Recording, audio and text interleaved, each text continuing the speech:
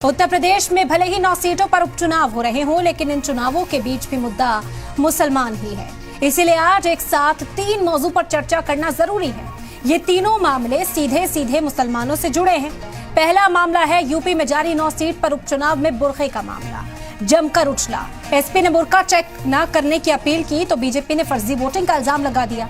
दूसरा मामला रामपुर जिले से एक हैरान कर देने वाला मामला सामने आया, जहां बीफ की अफवाह पर एक शादी तकरीब में पहुंची पुलिस पर तोड़फोड़ और लूटपाट का इल्जाम लगा है। और तीसरा मामला संभल से है, जहां 495 साल पुरानी शाही जामा मस्जिद पर हिंदू मंदिर होने का दावा किया गया। सिविल कोर्ट में अर्जी दाखिल करने के 2.5 घंटे के बाद ही कोर्ट ने सर्वे का हुक्म दे दिया।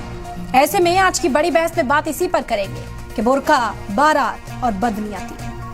तो ये 3 मुद्दे इस वक्त गरमाते हुए उत्तर प्रदेश के अंदर नजर आ रहे हैं। आज 9 सीटों पर ज़िम्नी इंतखाब हो रहे हैं और ऐसे में सवाल ये है कि ज़िम्नी इंतखाब के बीच भी मुसलमान के मुद्दा बने हुए हैं। संभल की शाही जामा मस्जिद पर जिस तरह का तनाज़ा होता हुआ इस वक्त नजर आ रहा है, एक अर्जी पहुंचती है कोर्ट के अंदर, समाअत होती है, फौरी तौर पर उसी दिन जज की ओर से सर्वे का हुक्म जारी कर दिया जाता है और हुक्म के फौरन बाद जो जाँच की टीम है वो रातों रात वहाँ पर पहुँचती है, सर्वे वहाँ पर शुरू कर दिया जाता है। डीएम की मौजूदगी वहां पर देखी जाती है, एसडीएम की मौजूदगी वहां पर देखी जाती है और बड़ी तादाद में अफसरान वहां पर तैनात कर दिए जाते हैं। पूरा संभल छावनी में तब्दील कर दिया जाता है और इसी वजह से सवाल पूछा जा रहा है कि आखिर इस तरह की तस्वीरें क्यों देखने को मिल रही हैं। उत्तर प्रदेश का जो इलेक्शन का मुद्दा हो या सियासत से जुड़ा मुद्दा मुसलमानों के आसपास ही इर्द गिर्द घूमता हुआ नजर क्यों आ रहा है। ज़किया खान इस वक्त हमारे साथ जुड़ गई हैं, सोशल एक्टिविस्ट हैं चर्चा में। खैर मकदम है मैम, आपसे शुरुआत करते हैं, समझने की कोशिश करते हैं कि मुस्लिम ही क्यों सियासत के इर्द गिर्द घूमते हुए उत्तर प्रदेश के अंदर नजर आते हैं। और आज की जो तस्वीरें देखने को मिली कि मुस्लिम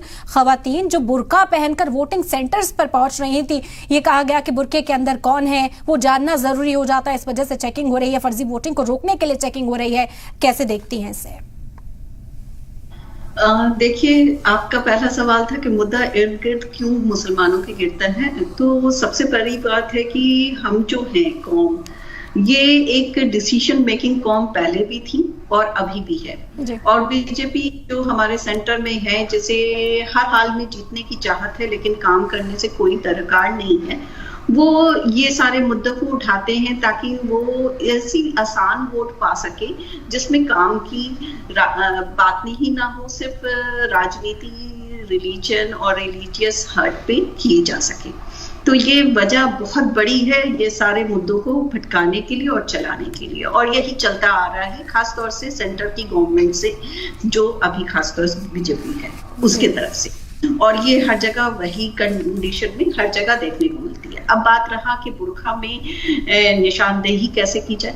मेरी एक बात बताइए, कोई भी वोटर्स आपको जब चेकिंग के लिए होती है तो ऐसा तो है नहीं कि वो डायरेक्ट जाके वोट देता है। वो डेफिनेट सा बात है कि वो अपने जहाँ पे भी जाता है वहां पे चेकिंग होती है और चेकिंग के लिए हर तरह के लोग बैठे होते हैं। वोटिंग सिस्टम में ऐसा कहीं पे नहीं है कि महिलाओं के लिए सिर्फ महिलाएं ही हों या मर्दों के लिए सिर्फ मर्दे ही बैठे हो। जब वोटिंग करवाने वाले इलेक्शन कमेटी के लोग होते हैं उसमें मर्द औरत दोनों ही होते हैं।